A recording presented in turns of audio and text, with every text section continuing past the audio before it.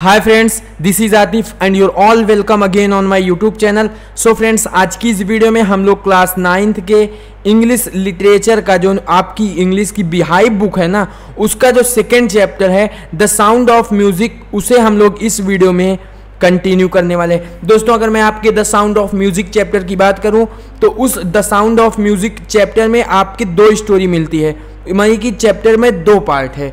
Chapter के पहले part में हम लोग इवलान ग्लेनी के बारे में पढ़ते हैं, चैप्टर के दूसरे पार्ट में हम लोग बिस्मिल्लाह खान के बारे में पढ़ते हैं। ये सारी चीज़ें तो हमने पहले पार्ट में समझ ली थी।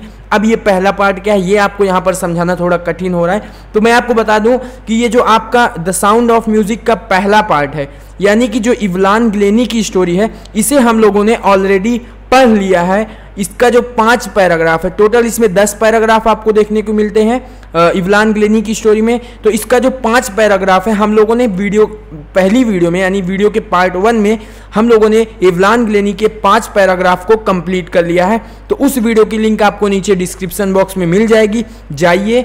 हम लोगों ने जो इवलान ग्लेनी का पहला पार्ट है, वीडियो का पहला पार्ट है, जिसमें हम लोगों ने 5 पैराग्राफ देखा था, line by line Hindi explanation के साथ समझा था।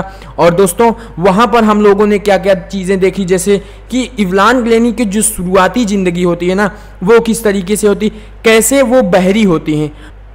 वहाँ पर हम लोगों ने स्टोरी में देखा था कि इवलान ग्लेनी जो है स्टार्टिंग से बहरी नहीं रहती हैं, यानी कि वो बाद में जाके बहरी होती हैं। उनके सुनने की जो क्षमता है वो बाद में जाती है। तो कैसे उनके सुनने की क्षमता जाती है, किस तरीके से वो क्या कहते हैं उनका इलाज होता है, कैसे डॉक्टर के पास ले जाया जाता है उन्हें। उसके बाद हम लोगों ने देखा कि इवलान ग्लेनी चीज़ों को महसूस करती हैं, यानी जो हम लोग जिस चीज़ को सुनते हैं वो हम लोगों से कहीं ज़्यादा उस चीज़ को वो महसूस करती हैं। वो बड़ी ही गहराई के साथ उस चीज़ को वो महसूस करती हैं। तो वो कैसे वो महसूस करती हैं, किस तरीके से उन्होंने म्यूज़िक को सीखना स्टार्ट किया। वो पहले दिन स्कूल जब गई थी म्यूज़िक के, तो वो कहाँ गई, कैसे गई, सारी चीज़ें हम लोगों ने पार्ट 1 की स्टोरी में कवर कर लिया है। और पार्ट 1 की जो स्टोरी है, यानी कि वीडियो का पार्ट 1 जो है, उसकी लिंक आपको नीचे डिस्क्रिप्शन बॉक्स में मिल जाएगी। तो जाइए, क्लिक करिए और उस 5 पैराग्राफ की जो स्टोरी थी, जिसका हम लोगों ने line by line Hindi explanation बड़े ही मज़ेदार तरीके से पढ़ा था, उसे आप लोग जाके नीचे से समझ सकते हैं। तो ज़्यादा टाइम वेस्ट ना करते हुए बचे हुए 5 पैराग्राफ को आज की इस वीडियो में कंप्लीट करते हैं। तो चलिए शुरू करते हैं। सो फ्रेंड्स, चलिए हम लोग इस स्टोरी को पैराग्राफ नंबर 6 से कंटिन्यू करते हैं। हम लोगों ने 5 पैराग्राफ को ऑलरेडी कंप्लीट कर लिया है। 6th paragraph, It is intriguing to watch Evelyn function so effortlessly without hearing। इसका मतलब क्या है, इंटरव्यूइंग एक वर्ड का इस्तेमाल हुआ है। इसकी मीनिंग आप लोग नीचे देख सकते हैं, ये लिखी है फैसिनेटिंग एंड क्यूरियस। इसका मतलब क्या है, जो लोग इनको देखते थे, इनको देखने वाले लोग कहते हैं कि जो इवलान ग्लेनी का फंक्शन होता था ना, वो बहुत ही मज़ेदार होता था। दोस्तों, इवलान ग्लेनी को जो देखने वाले लोग थे ना, उनका कहना था कि इवलान ग्लेनी जो है ना, वो अपने काम को बड़े ही एफर्टलेसली, यहाँ पर एफर्टलेसली वर्ड का इस्तेमाल किया गया है। इसका मतलब क्या है, इसका मतलब है कि एफर्टलेसली का मतलब हम एक तरीके से समझ सकते हैं कि बिना मेहनत के, यानी कि वो अपने काम को बिना मेहनत के यानी आसानी से अपने काम को कर लेती थी। जबकि वो सुन नहीं पाती थी, तब भी वो अपने काम को आसानी से पूरा कर लेती थी।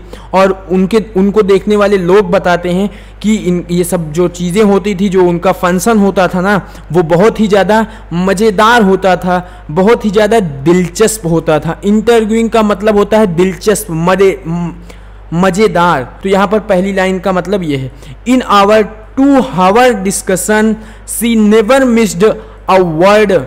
ये जो ऑथर थी वो बताती हैं कि हमारे 2 घंटे के डिस्कशन में कोई ऐसा वर्ड था नहीं कि जो इवलान ग्लेनी सुन ना पाई हो। वो बताती हैं कि जब हम लोग डिस्कस कर रहे थे, बातें कर रहे थे, तो हमारे मुंह से, ऑथर के मुंह से कोई ऐसा शब्द हो, ऐसा वर्ड हो जो निकले और इवलान ग्लेनी ना समझ पाए, ऐसा हो ही नहीं सका, ऐसा हुआ ही नहीं। अब दोस्तों, आगे इवलान ग्लेनी बताती हैं, men with bushy beards give me trouble. इसका मतलब क्या है, वो सी लाफ्ड, वो हंसते हुए बताती हैं men with bushy beards give me trouble, यानी कि जो आदमी, जिन आदमियों की जो दाढ़ी होती है ना, वो अगर बड़ी होती है तो उन लोगों को उनसे बात करने में मुझे बड़ी दिक्कत होती है। बड़ी दाढ़ी वाले जो लोग होते हैं वो बताती हैं कि उनसे बात करने में मुझे थोड़ा ट्रबल होता है। ट्रबल यानी कि दिक्कत थोड़ा होती है। ऐसा क्यों होता है, क्योंकि उनका कहना था कि उनके जो वोट होते हैं ना, वोट को पढ़ने में मुझे बड़ी दिक्कत होती है। अब आप लोग जानते हैं, बड़ी दाढ़ी हो, बड़ी मूछें हो, तो वहाँ पर उनके ओंठ जो है, बड़ी दाढ़ी वाले लोगों के ओंठ नहीं दिखते, मुंह जो है, मोछ अगर बड़ी बड़ी है तो नहीं दिखता, तो उन वैसे आदमियों से इन्हें बात करने में दिक्कत होती थी। ऐसा इवलान ग्लेनी बताती हैं कि उनके ओंठ को मैं नहीं पढ़ पाती थी। It is not just watching the lips, Evelyn Glennie कहती हैं कि केवल उनके ओंठ को देखना ही मतलब काफ़ी नहीं था, कि केवल उनका ओंठ अगर मैं देख लेती थी, चीज़ों को समझ लेती थी, केवल ओंठ देखना ही काफ़ी नहीं था। इट्स द होल फेस, उनके पूरे चेहरे को भी देखना पड़ता था। इट्स द होल फेस, पूरे चेहरे को भी देखना पड़ता था। स्पेशली मतलब खास तौर पर द आईज यानी कि आँख को, खास तौर पर उनके आँख को देखना पड़ता था, खास तौर पर उनके आँख को देखना पड़ता था। केवल वो बताती हैं, केवल लिप्स को अकेले देखना काफ़ी नहीं था, उनके पूरे फेस को, पूरे चेहरे को देखना पड़ता था, खास तौर पर स्पेशली आँख को। द आईज, यहाँ पर उन्होंने कहा है खास तौर पर आईज को देखना पड़ता था, आँख को देखना पड़ता था जब वो किसी से बात करती हैं। She speaks flawlessly with a Scottish lilt, वो कहती हैं कि वो स्कॉटिश लिल्ट को, स्कॉटिश लिल्ट मतलब क्या होता है, लिल्ट मतलब होता है कि a way to speaking, a way of speaking, बोलने का लहजा, अवे ऑफ स्पीकिंग, बोलने का लहजा। ठीक है, तो वो बताती हैं कि स्कॉटिश लिल्ट में वो फ्लॉलेसली मतलब क्या होता है, विदाउट ए फॉल्ट और मिस्टेक। यहाँ पर सारी मीनिंग आपको नीचे देखने को मिल जाएंगी, जो कि कुछ हार्ड वर्ड की मीनिंग होगी, जो कोई शब्द जो होंगे वो थोड़ा आपको कठिन लगेंगे ना, मुश्किल वर्ड लगेंगे, उनकी मीनिंग मैंने नीचे ऐड कर दी। ये खास तौर पर आपके एनसीईआरटी बुक में भी मीनिंग दी गई है, तो वैसे वर्ड की मीनिंग आपको नीचे देखने को मिल जाएगी। कभी कभी अगर मैं ना बताऊं भी तो आप लोग नीचे देख लिया करिए। वैसे मैं हर चीज़ को एक्सप्लेन कर देता हूँ, कभी अगर मान लीजिए मैं चीज़ों को ना बता पाऊँ, निकल लूँ आगे, मीनिंग नीचे लिखी रहे, तो आप लोग वहाँ पर देख लिया करें।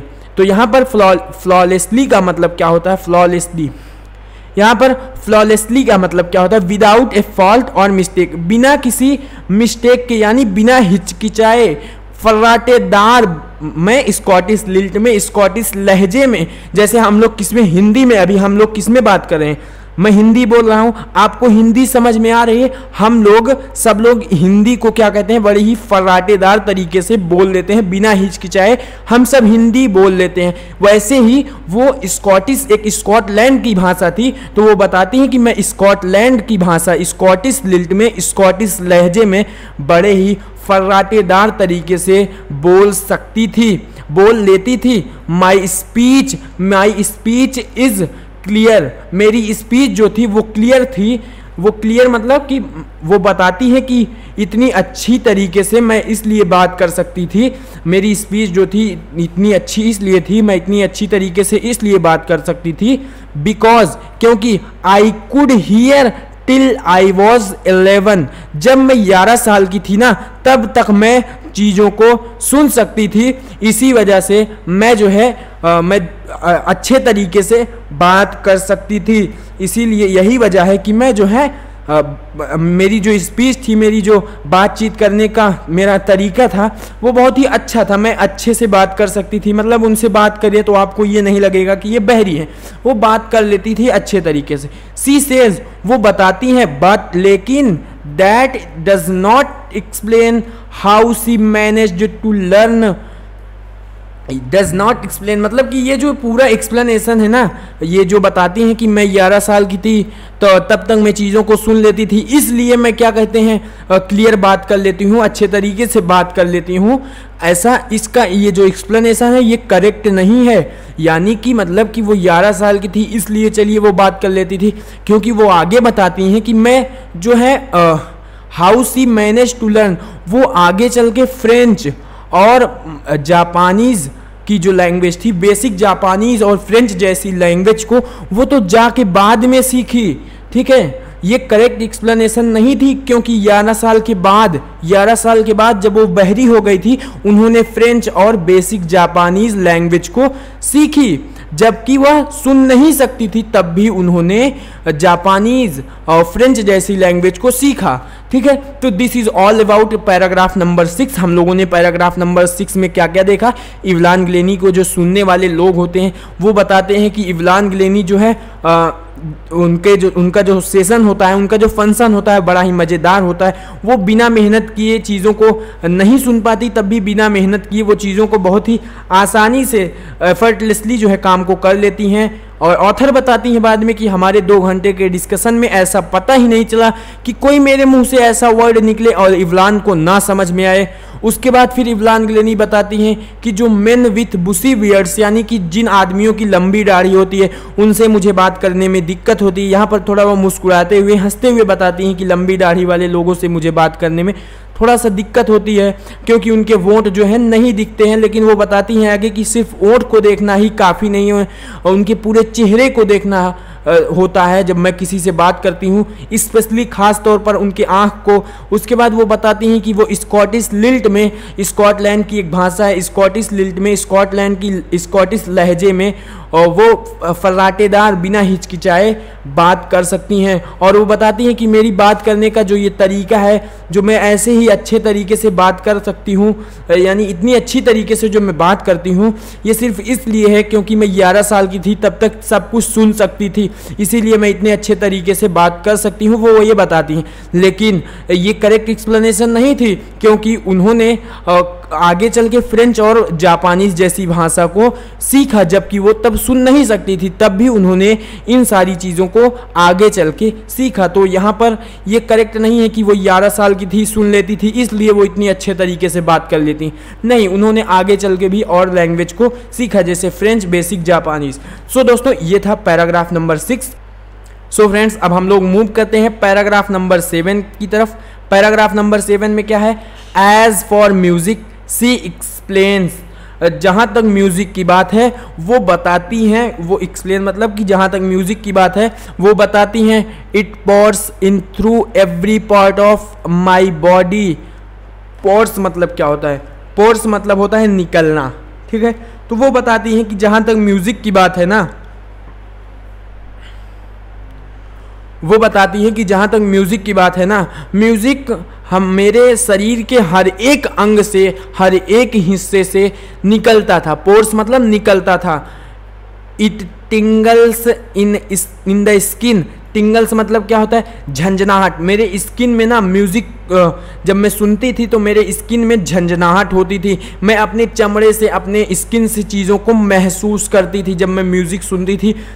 दोस्तों, टिंगल्स मतलब क्या होता है, यहाँ आप देख सकते हैं, मैंने आपको बताया टिंगल्स मतलब कि पूरे चमड़े में, पूरे स्किन में मेरे झंझनाहट होती थी, मैं महसूस कर सकती थी। My cheek bones and even in my hair, मेरे चिक बोन में और मेरे हेयर में भी, also in my cheek bone and even in my hair, और मेरे बालों में, मेरे चिक बोन में भी झंझनाहट होती थी, सुन सकती थी, मैं फील कर सकती थी जब मैं म्यूज़िक को सुनती थी। वो ये चीज़ बताती हैं। और आगे वो क्या कहती हैं, व्हेन सी प्ले, जब वो प्ले करती थी, बजाती थी, जस्ट जाइलोफोन, जब वो जाइलोफोन को बजाती थी, सी कैन सेंस द साउंड, वो उसके साउंड को सुन सकती थी, passing up the stick into her fingerprints, यानी कि जाइलोफोन की जो स्टिक की वाइब्रेशन होती थी ना, उसे वो अपने फिंगर्स से, यानी कि उंगलियों से महसूस करती थी।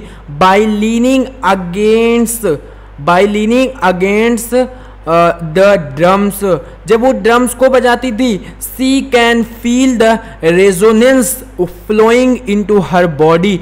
रेजोनेंस मतलब क्या होता है? इको, साउंड का जो इको होता है ना, उसे हम रेजोनेंस कहते हैं। इकोज ऑफ साउंड, यानी कि साउंड का जो इको होता है। तो वहां पे वो बताती हैं कि जब ड्रम बजाती थी तो वो उसकी तरफ झुक जाती थी, ड्रम बजाती थी तो उसकी तरफ वो थोड़ा सा झुक जाती थी, और ड्रम बजाने की जो गूंज होती थी ना, उस चीज को वो फील करती थी। ठीक है, उस चीज को क्या करती थी? फील करती थी। और मैंने बताया कि रेजोनेंस से मतलब क्या होता है? गूंज। तो वो जो ड्रम की गूंज होती है ना, वो उस चीज को जो है फील करती थी, महसूस करती थी। ऑन अ वुडन प्लेटफॉर्म, जब वो वुडन प्लेटफॉर्म पर, यानी कि लकड़ी के टेबल पर, लकड़ी के तख्ते पर, या फिर बोल सकते हैं लकड़ी के फ्लोर पर जब वो होती थी, सी रिमूव्स हर शूज, वो अपने शूज को, अपने जूते को हटा देती थी, रिमूव कर देती थी, so that the vibration pass through her bare feet and up her legs. यानी कि वो बताती हैं कि जब वो कभी लकड़ी के तख्ते पर, लकड़ी के टेबल पर, या फिर लकड़ी के फ्लोर पर बजाती थी ना, किसी भी म्यूजिक के इंस्ट्रूमेंट को वो जब लकड़ी के फ्लोर पर बजाती थी, तो वो अपने शूज को उतार देती थी, ताकि जो उस म्यूजिकल इंस्ट्रूमेंट की वाइब्रेशन है ना, वो कंपन, म्यूजिकल इंस्ट्रूमेंट की वाइब्रेशन है ना, वो उनके नंगे पैर, जब उन्होंने शूज को उतार दिया है तो पैर में उनके कुछ नहीं, तो उनके नंगे पैर से होकर उस ऊपरी हिस्से में आए और वो महसूस कर सके। तो यहाँ पर हम लोगों ने 7th पैराग्राफ को कंप्लीट कर लिया है। हम लोगों ने क्या देखा 7th पैराग्राफ में? कि वो चीज़ों को किस तरीके से महसूस करती थी, अपने अलग अलग बॉडी के हिस्से से, वो हर एक म्यूजिक के इंस्ट्रूमेंट को अच्छे तरीके से महसूस करती थी। ठीक है, चलिए अब हम लोग बढ़ते हैं अपने अगले पैराग्राफ नंबर 8 की तरफ। पैराग्राफ नंबर 8 में क्या है? Not surprisingly Evelyn delights her audience, यानी कि जो इवलान ग्लेनी की ऑडियंस होती थी, इवलान को सुनने वाले जो लोग होते थे ना, ये कोई सरप्राइज नहीं था कि इवलान की जो ऑडियंस थी वो खुश हो जाया करती थी जब भी इवलान किसी भी इंस्ट्रूमेंट को बजाया करती थी। तो ये कोई, यानी कि इवलान ग्लेनी का जब भी फंक्शन होता था, लोगों को बड़ा ही मजा आता था उनके फंक्शन को देखकर। कोई ये सरप्राइज की बात नहीं थी कि इवलान ग्लेनी का कोई फंक्शन हो और लोग खुश हों। तो मतलब इवलान ग्लेनी का जो फंक्शन होता था ना यार, वहाँ पर जो उनकी ऑडियंस होती थी, जो लोग उनको देखने वाले होते थे ना, उनको बड़ा ही मज़ा आता था, बड़ी ही दिलचस्पी के साथ वो उनके फंक्शन को अटेंड करते थे। ठीक है, तो ये कोई सरप्राइज नहीं था कि इवलान ग्लेनी का फंक्शन है, किसी इंस्ट्रूमेंट को इवलान ग्लेनी बजा रही हैं और लोगों को ना समझ आए, ना मजा आए। ठीक है, कोई सरप्राइज नहीं था, लोग ना खुश हों। ठीक है, in 1991 she was presented with the royal philharmonic society's prestigious soloist of the year award. यार ये इतना बड़ा अवार्ड का नाम, ये क्या चीज़ है, मैं आपको समझाता हूँ। देखो 1991 में क्या हुआ ना, 1991 की बात है, इवलान को एक अवार्ड दिया गया था, एक पुरस्कार दिया गया था। उस अवार्ड का नाम था philharmonic society's prestigious soloistic of the year award, यानी उस साल का ये अवार्ड था। इसका पूरा नाम क्या है, यहाँ पर मैं हाईलाइट कर देता हूँ, इसका पूरा नाम मैं यहाँ पर हाईलाइट कर देता हूँ। ठीक है, ये है इस अवार्ड का पूरा नाम है philharmonic society's prestigious soloistic of the year award. ये पूरा इस अवार्ड का जो है नाम था। तो यहाँ पर आप लोग देख सकते हैं, ये अवार्ड इनको मिला था 1991 में। ठीक है, ये चीज़ आप लोगों को समझ में आई? बिल्कुल यार, कोई चीज़ मैं बताऊं और आपको ना समझ में आए, ऐसा हो ही नहीं सकता। ठीक है, तो ये award philharmonic society's prestigious soloistic of the year award, ये अवार्ड जो है इनको मिला था 1991 में। Says master percussionist James Blades. Percussionist क्या है?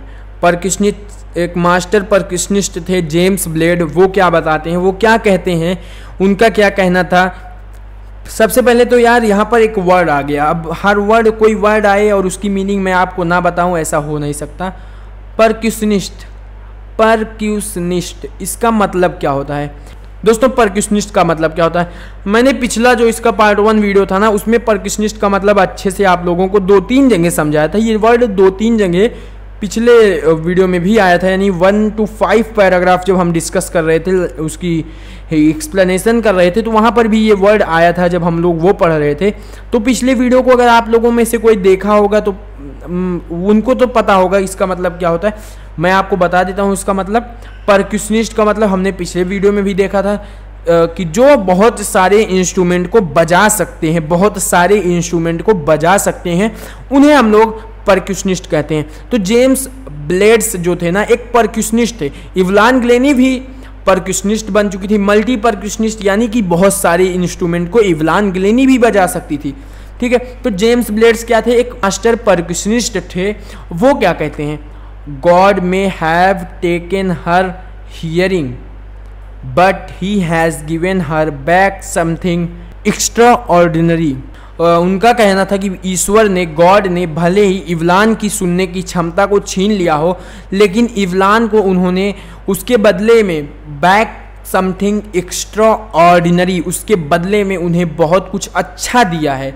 ठीक है, तो उनका क्या कहना था जेम्स ब्लेड्स का कि ईश्वर ने, गॉड ने इवलान की भले ही सुनने की क्षमता को छीन लिया हो, लेकिन उसके बदले में इवलान को बहुत कुछ अच्छा दिया है। वॉट वी हियर, जो हम सुन सकते हैं, सी फील्स, वो महसूस करती है, वो फील करती है, far more deeply than any of us, वो महसूस करती है कहीं गहराई से।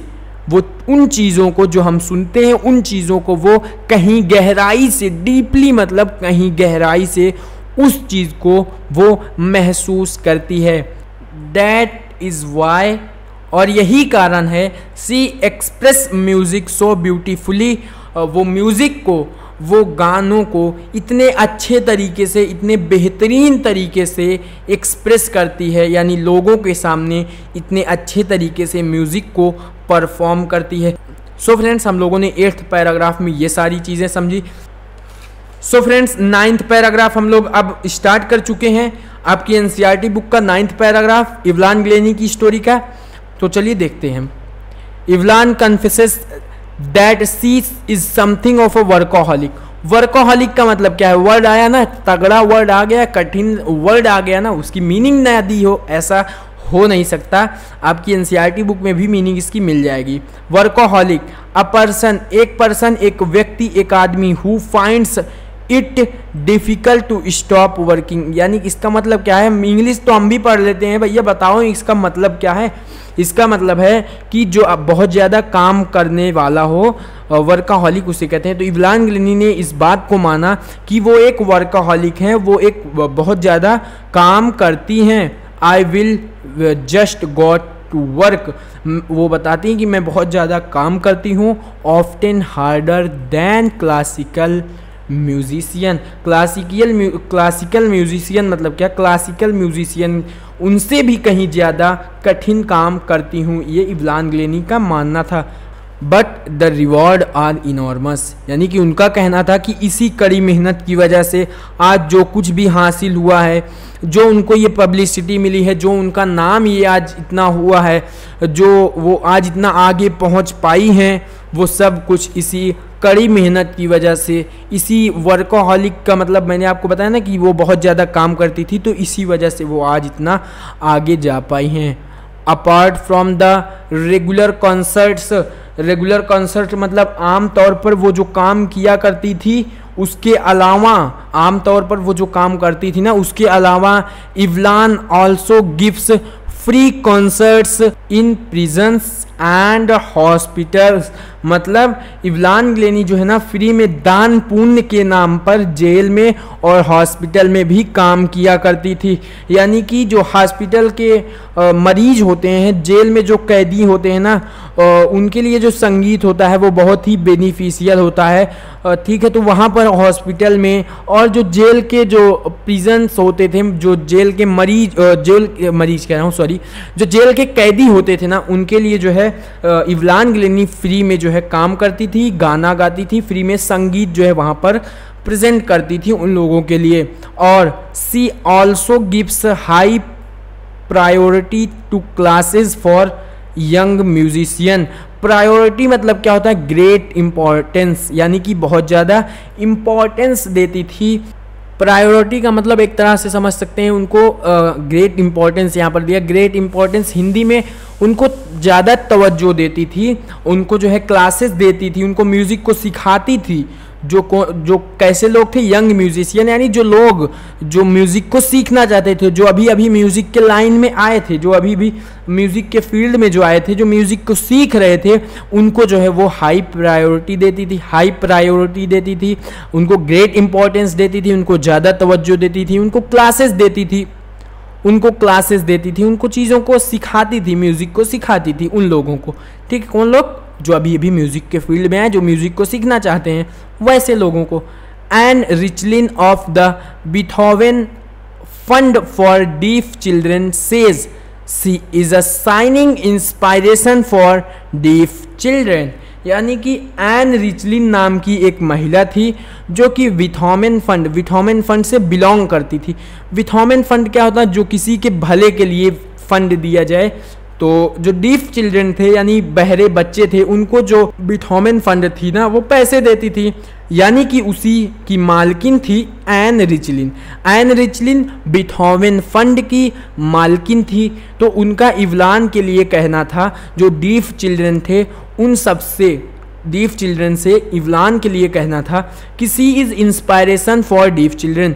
वो जो डीफ चिल्ड्रन है, जो बहरे बच्चे हैं ना, इवलान जो है वो एक उदाहरण है, वो एक इंस्पायरेशन है बहरे बच्चों के लिए।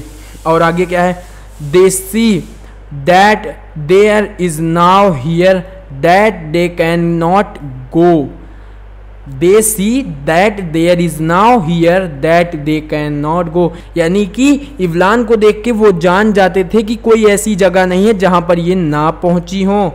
तो दोस्तों ये थी 9th पैराग्राफ की स्टोरी। 9th पैराग्राफ में इवलान गिलेनी जो है वो बताती हैं कि मैं एक वर्कोहॉलिक हूँ। वर्कोहॉलिक मतलब जो बहुत ज़्यादा काम करती थी, वो बताती हैं कि मैं बहुत ज़्यादा काम करती थी, वर्कोहॉलिक थी। ठीक है, often harder than classical musician, जो क्लासिकल म्यूजिशियन एक होता है उनसे भी कहीं ज़्यादा मैं काम करती थी, और उसी की वजह है, इसी कड़ी मेहनत की वजह से, इसी ज़्यादा काम करने की वजह से मैं आज इतनी पब्लिसिटी हासिल कर पाई, इतना नाम हुआ है मेरा। ये सारी चीज़ें वो बताती हैं, और बताती हैं कि मेरा म्यूज़िक के अलावा जो है इवलान गिलेनी जो है दान पुण्य के नाम पे, जो जेल में कैदी होते हैं, जो हॉस्पिटल में मरीज होते हैं, उन सबको दान पुण्य के नाम पे फ्री में संगीत को प्रेजेंट करती हैं उन लोग के सामने। उसके बाद वो बताती हैं कि जो यंग म्यूजिशियन है, जो अभी अभी म्यूज़िक के फील्ड में आए हैं, जो म्यूज़िक को सीखना चाहते हैं लोग, उनको वो हाई प्रायोरिटी देती हैं, उनको क्लासेस देती हैं, उनको म्यूज़िक को सिखाती हैं। उन्होंने क्या देखा, एन रिचलिन नाम की एक महिला थी, वो बीथोवन फंड से बिलोंग करती थी। बीथोवन फंड क्या होता है, जो किसी के भले के लिए दिया जाए फंड। ठीक है, तो डीफ चिल्ड्रन जो बहरे बच्चे थे, उनको जो है बीथोवन फंड क्या देती थी, पैसे देती थी, यानी कि उन्हीं बीथोवन फंड की जो है ये एन रिचलिन जो थी मालकिन थी, जो डीफ चिल्ड्रन को। उसके बाद क्या बताती हैं, उनका इवलान गिलेनी को लेकर कहना था बहरे बच्चों से। वो बहरे बच्चों को बताती हैं कि इवलान गिलेनी जो है ना, एक उदाहरण है, एक इंस्पिरेशन है डीफ चिल्ड्रन के लिए। और उसके बाद डीफ चिल्ड्रन जो थे, बहरे बच्चे थे, जब भी इवलान गिलेनी को देखते थे तो वो जान जाते थे कि कोई ऐसी जगह नहीं है जहां ये ना पहुंची हो। So friends, this is all about 9th paragraph. अब मूव ऑन करते हैं हम अपने अगले और लास्ट पैराग्राफ की तरफ, पैराग्राफ नंबर 10, और इस स्टोरी का आखिरी पैराग्राफ होने वाला है। So friends, the sound of music as well as sound of music के पहले पार्ट, इवलान गिलेनी के स्टोरी का आखिरी पैराग्राफ, पैराग्राफ नंबर 10। दोस्तों ये आखिरी पैराग्राफ है। अब तक हम लोगों ने इस स्टोरी के 9 पैराग्राफ को line by line Hindi explanation के साथ कंप्लीट कर लिया है। जल्दी से इस लाइन को, इस पैराग्राफ को भी कंप्लीट कर लेते हैं। Evelyn Glennie has already accomplished more than most people twice her age। Evelyn Glennie ने ना अब तक वो हर एक चीज़ हासिल कर ली थी।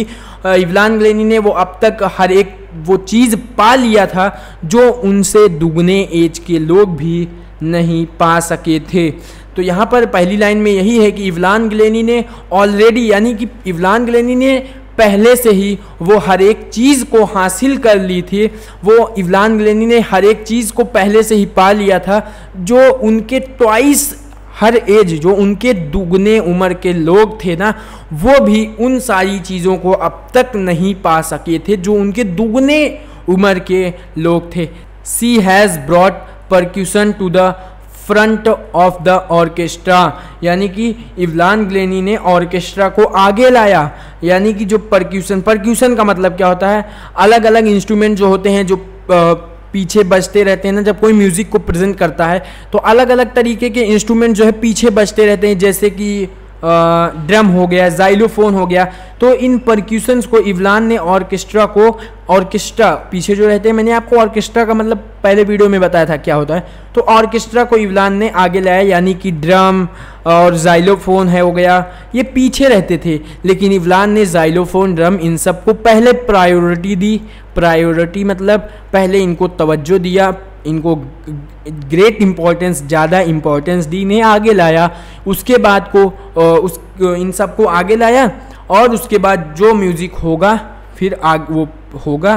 पहले ऑर्केस्ट्रा यानी कि जाइलोफोन, ड्रम, इन सबको प्रायोरिटी दी, इन सबको आगे लाया। उसके बाद के जो म्यूज़िक होंगे वो होंगे। इवलान ने ऑर्केस्ट्रा को क्या किया था, आगे लाया था। यानी जो ड्रम थे, जाइलोफोन थे, ये पीछे रहते थे, लेकिन इवलान ने जाइलोफोन को, ड्रम को, इन सब चीज़ों को क्या किया था, पहले प्रायोरिटी दी थी, इनको आगे लाया था। उसके बाद जो म्यूज़िक, गीत, ये सब होगा पहले जाइलोफोन को प्रायोरिटी दी, ड्रम्स को प्रायोरिटी दी, उसके बाद फिर म्यूज़िक होगा जो होगा।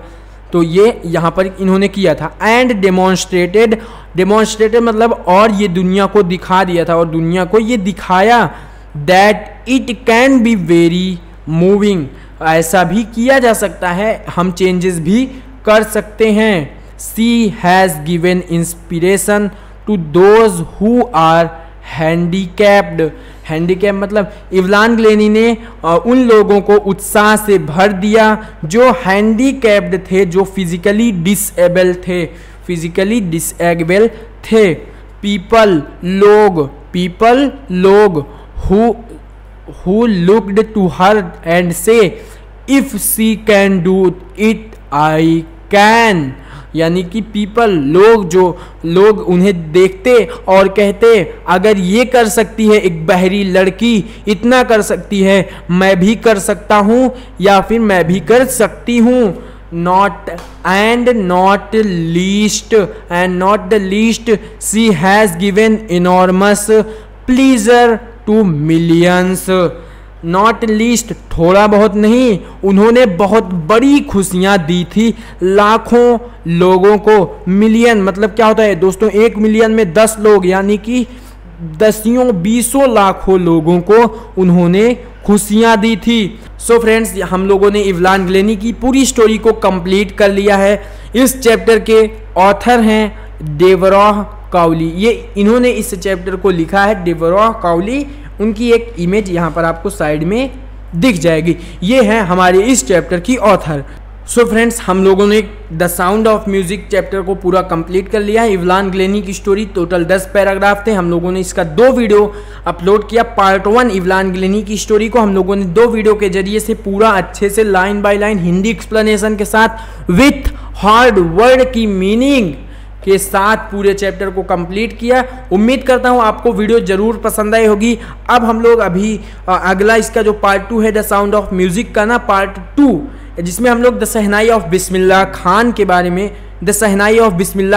बारे में पढ़ेंगे।